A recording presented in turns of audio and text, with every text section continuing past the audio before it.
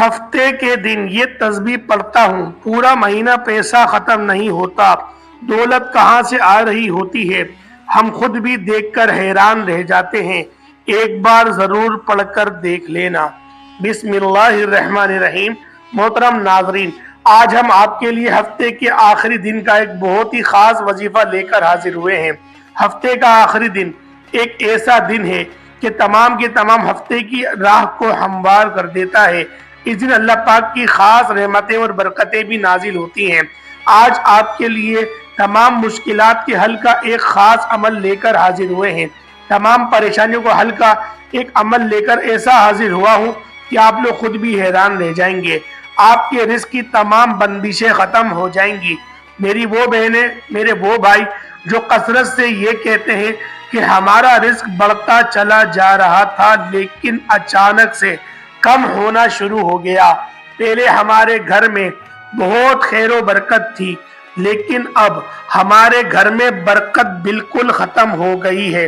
تو وہ حضرات جو بالکل پریشان رہتے ہیں اور وہ چاہتے ہیں کہ ان کا گھر پہلے کی طرح خوشحال ہو جائے، تو وہ لوگ اس وظیفے کو ہفتے کے دن ضرور کر لیں۔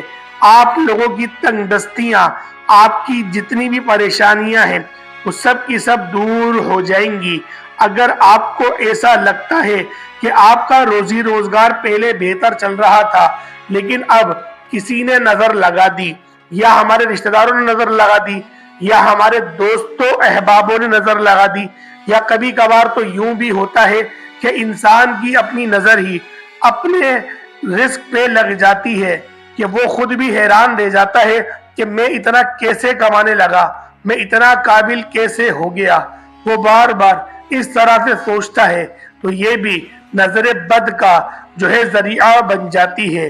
تو پیارے دوستوں، آپ لوگوں نے پریشان نہیں ہونا، آپ لوگوں نے اس عمل کو چپ چاپ سے کر لینا ہے، کسی کو بتانا نہیں ہے کہ آپ لوگ اس وظیفے کو کر رہے ہیں۔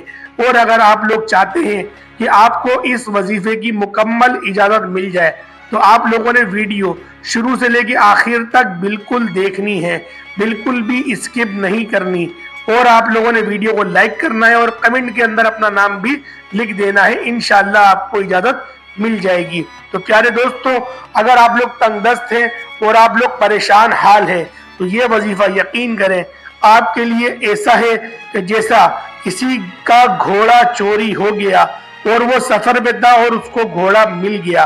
تو پیارے دوستوں، آپ لوگوں نے بالکل بھی گھبرانا نہیں ہے۔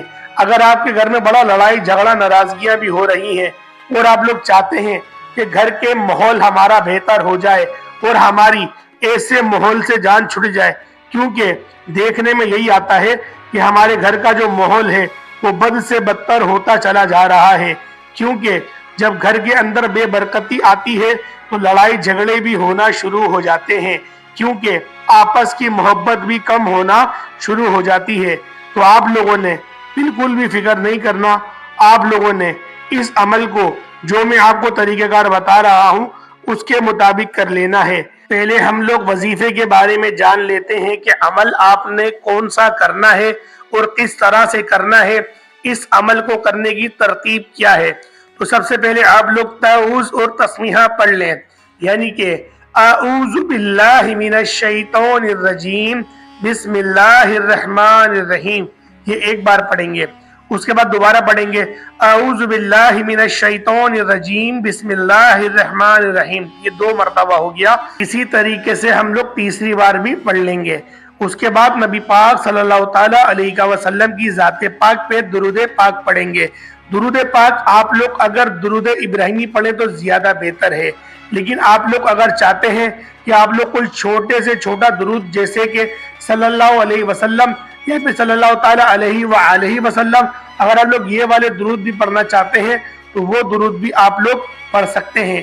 ایک بار حصول برکت کے لیے میرے ساتھ بھی پڑھ لیں، اللہم صلی علی محمد وعلی آل محمد کما صلیت علی ابراہیم وعلی آل ابراہیم انک حمید مجید، اللہم بارک علی محمد وعلی آل محمد کما بارکت علی ابراہیم وعلی آل ابراہیم انک حمید مجید۔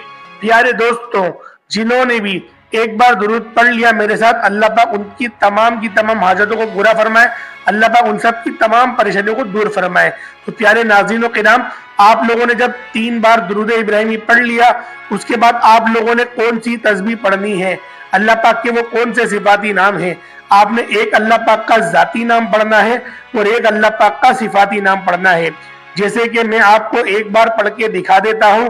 आपने सबसे पहले जाती नाम पढ़ना है या अल्लाह, उसके बाद सिफाती नाम पढ़ना है या करीम। आप लोग इस तरीके से पढ़ेंगे और दोनों को इकट्ठा पढ़ेंगे, यानी कि या अल्लाह या करीम ये एक हुआ, या अल्लाह या करीम ये 2 हुए, या अल्लाह या करीम ये 3 हुए। इस तरीके से आप लोग 100 मरतबा पढ़ेंगे, यानी कि या अल्लाह या करीम। यानी कि इसका तर्जुमा क्या बनता है, ए हमारे माबूद, एक करम करने वाले।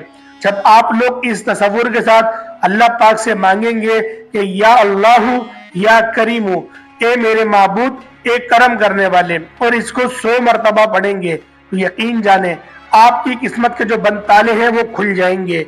उसके बाद आप लोगों ने कुरान पाक की 2 छोटी छोटी सूरतों को पढ़ना है, ताकि अगर आप लोगों के रोजी रोजगार में, या फिर आप लोगों को, या आपके घर में, या फिर किसी को भी नजरे बद है, या फिर कोई शैतानी शर है, या फिर आपकी कमर में दर्द होता है, या आपके सर में बहुत दर्द होता है, या फिर आपको गुस्सा बहुत आता है, आपको जुनूनी गुस्सा आता है, और इस कदर का गुस्सा आता है कि आप लोग अपने घर की चीजें तोड़ते हैं, तो आप लोग इन 2 सूरतों को हमेशगी पढ़ें, हमेशा पढ़ें।